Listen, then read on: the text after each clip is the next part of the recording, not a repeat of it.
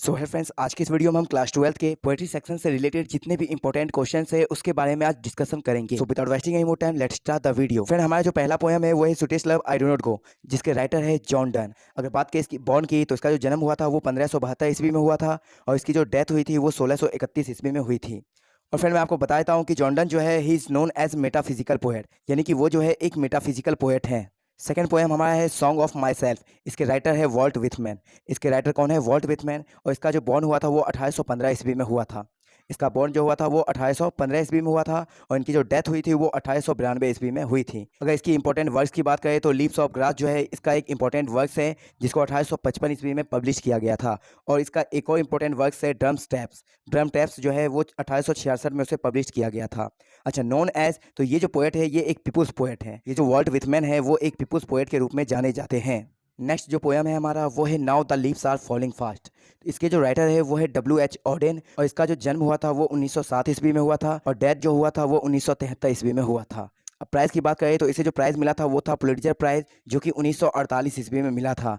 किसके कारण मिला था? तो इसका जो इंपॉर्टेंट वर्क्स था द एज ऑफ एंजाइटी, उसके लिए इसे पुलित्ज़र प्राइज़ मिला था 1948 ईस्वी में। नेक्स्ट जो हमारा पोएम है वो है ऑड टू ऑटम, जिसके राइटर है जॉन कीट्स। अगर इसकी बॉर्न की बात करें तो ये 1795 में इसका जन्म हुआ था और जो डेथ हुई थी वो 1821 ईस्वी में हुआ था। अच्छा, ये जो जाने जाते थे ये एक रोमांटिक पोएट के रूप में जाने जाते थे, तो आपको याद रखना है जॉन कीट्स जो थे वो एक रोमांटिक पोएट थे। नेक्स्ट जो हमारा पोएम है वो है एन एपिटाफ, जिसके राइटर है वॉल्टर डिलामियर। इसके राइटर कौन है? वॉल्टर डिलामियर। अगर इसकी बॉर्न की बात करें तो 1873 में इसका जन्म हुआ था और 1956 ईस्वी में इसकी डेथ हुई थी। प्राइज़ की बात करें तो इसे जो प्राइज़ मिला था वो है ऑर्डर ऑफ मेरिट मिला था 1953 ईस्वी में।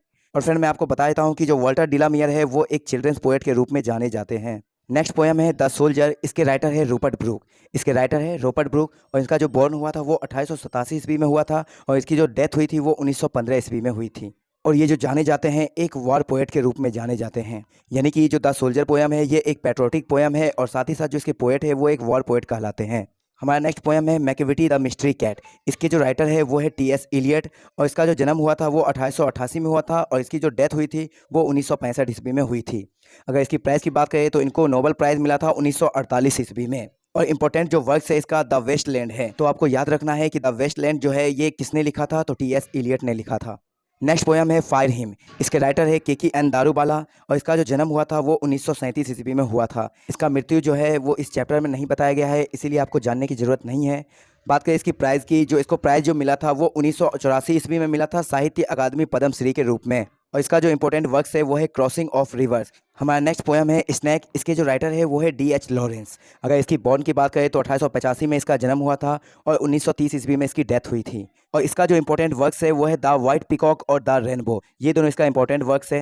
एंड लास्ट जो हमारा पोएम है वो है माई ग्रैंड मदर्स हाउस। इसके जो राइटर है वो है कमला दास और इनका जो जन्म हुआ था वो 1934 ईस्वी में हुआ था। और इनका जो इंपॉर्टेंट वर्क्स है वो है summer in Kolkata. Summer in Kolkata जो है वो कमला दास का इंपॉर्टेंट वर्क्स है।